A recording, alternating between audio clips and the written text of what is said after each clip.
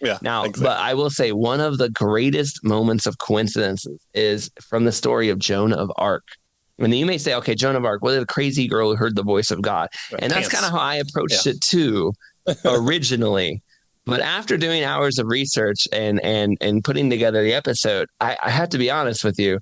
If she was crazy, she was the most like spot on crazy that there has ever been. Like her ability to crazy in the right direction is a masterful, because she claims I had a vision, and the vision wasn't even directly from God. It was like some angels talked to her, but it's a little confusing. But she claimed she could hear the voice of God, and that God was telling her to get the king of France and get him crowned. And if she did that, France would survive and win. And anytime I tell that story, the immediate reaction of most people is, and why would God want France to win anyway? And I don't know. That's in his John Calvin. mysterious providence. Why? Yeah. Why maybe, yeah, why he Yeah. didn't just let the English run France. And sure, the food might not have been as good, but it still would have probably been better. And we wouldn't have had the Paris Olympics that way, probably. But Joan of Arc convinces everybody, convinces the king, convinces the advisors. Now, the king of France, his father had gone insane. So he was very susceptible to the slander. Hey, are you going to go insane too? So think of how dangerous it is for what he rules for a long time. He's a very logical, chill guy. Think how dangerous it is for him to hand over his armies to this girl, Joan of Arc, when the rumor already is you might become crazy like your dad. So either he did go crazy, but there's no evidence of that. He ran the country for a while. He did a really great job, or there's something special about Joan of Arc that she just continuously confounded both the French and the English, and they could not explain her story at all. I mean, theologians would ask her questions about God, and they had this thing in the Catholic Church. We don't have it today. Back then, though, they would say, hey, do you believe that you are saved by God? And when if I ask you that question, Patrick, do you think you're going to go to heaven? Do you think you're saved by God? Oh, absolutely.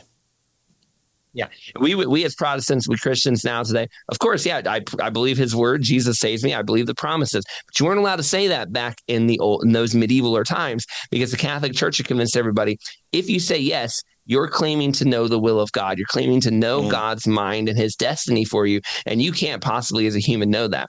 But you can't say no either, because if you say no, then you're saying you're not a Christian. And so it was kind of like one of those questions like Jesus gets, who do I pay taxes to? There was no right answer, right? And Joan of Arc gets that question. She's a peasant girl. The English have been trying her in trial. They bring out this theologian. He asks her this impossible question, and she just goes, if I'm not saved by God, then I'm the most pitiful creature ever. If I am saved by God, I'm grateful that he saved me. And everyone in the court just sits there and stares at her like, what do we do with that? That was supposed to be our gotcha moment. We should have been able to get her for heresy, and we can't do anything with that answer. It's perfect. It blows the mind. But there's one moment in her story where you almost like you take your headphones off and just stare at the wall and go, how did that even happen? She's leading the army down, and the army is hungry. It's like it's the middle of February. The army has been struggling. She had been saying, hey, we need to go crown the king. They take off. They end up killing this massive English army. They surprise attack. The English had no idea they were there. It just wipes them out. And as they're going, they're getting hungrier and they're getting hungrier. But it's winter and there's no food nearby. And Joan of Arc basically is like, let's go stop at this town over here. When they get there, this town has covered in a type of food that is harvested early called beans. In fact, this town has only grown this one type of food that happens to be harvestable right at that moment when they arrive. And when they ask, like, why did you grow only beans? They said, well, there was this preacher who was like an end of the world preacher, came to town, said the world was going to end this year, and we needed to plant some food to hide in the mountains with. And the only food that would be ready in time was beans. So we planted only beans. And I guess now you can eat the beans because you're the king.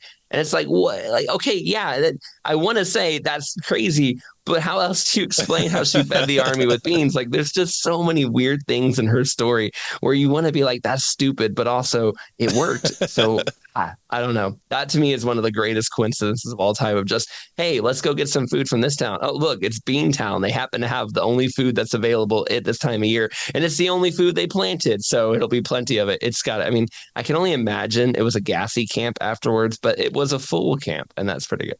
Well, the French are known for various smells, so I'm just saying we've come to expect it. Wow. Yeah. So on the coincidence levels, I feel like that's about as high of a coincidence as you can get. Yeah, it's kind of amazing to see these types of people who I mean, they stand out to us because, kind of history records them. But I was fascinated with Alfred the Great, the only British king to ever hold the mantle of the Great. And reading books, and you don't realize just how impactful the Vikings were, and how amazing they were, terribly amazing, literally at war. And just there were prayers for early winters so that their raids would stop. And eventually, Alfred the Great would marry his daughters to one of the Viking kings. And the fact that he would do this, and he in Christian kind of solitude, he gave over his own children to kind of hopefully foster this relationship. And so this king comes over and sacks his land again, and steals his treasure and the people's possessions out there, and he's able to capture his sons, the king's sons, Alfred the Great is, and all his advisors are saying like, oh, execute them, show them what it means to turn against them. And he brings forth the king and says, I have your sons, and here they are, along with my daughters, and here, if you wanted anything, you could have just asked. And so he did this because he had this conviction of, listen, I'm a Christian, I'm a man of my word. We made promises, and just because a particular person within this agreement doesn't hold his side of the bargain, doesn't mean that I would. And it fostered this settle down period where the main Viking horde didn't raid again for several years. And you just think, here's a man who has a biblical conviction, and Alfred the Great is to me on par with people like I can't pull anybody from memory, but he's this almost artifact out of time, and he's wanting the people to read, and he's building hospitals and universities for the common person because he wants his people to be bolstered up by knowing God's world and knowing the written word, so that they can read scripture or sermons for themselves and be educated. So it's amazing to see these moments in history where people did unexpected things, because it's so easy to kind of have followed the trend of, well, she's a woman, we can't trust her, yada, yada, yada.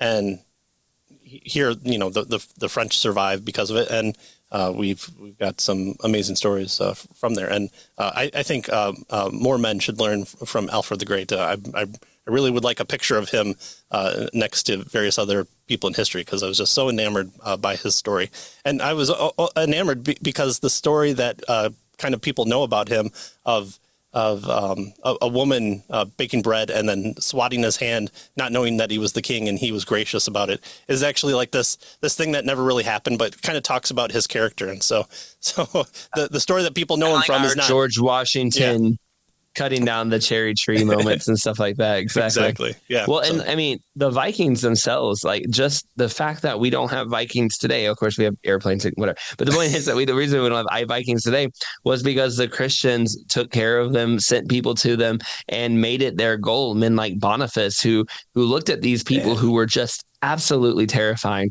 who would happily drink out of the skulls of their enemies. I mean, not just as like, that's a cartoonish thing. Like, no, that's actually what they did.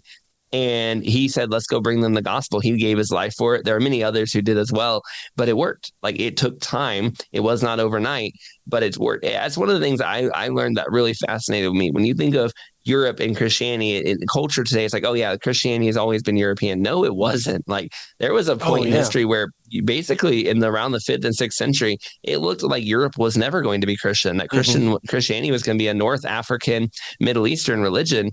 And only a little tribe in the Franks and a little bit of the Irish were still keeping it going during that time, and maybe Rome itself. And it is actually quite fascinating how close Christianity multiple times got to being extinguished, how viciously the Vikings and the Gallic tribes fought back against it. And yet, over time, the gospel moved. Sadly, as the gospel moved through and brought these pagan tribes to Christ, the places where the gospel had once been so strong, North Africa and the Middle East, gave into Islam, and it left Christianity. But still, just this idea that like Christianity was certainly not a European religion in the beginning, and in many ways, Europe resisted it very heartily, and the Vikings are the greatest example of that, and they're the greatest example of enemies turn to Christ. I mean, now Norway and Sweden and Finland are not particularly scary places in the world, but there was definitely a time when they were the scariest places you could have possibly had.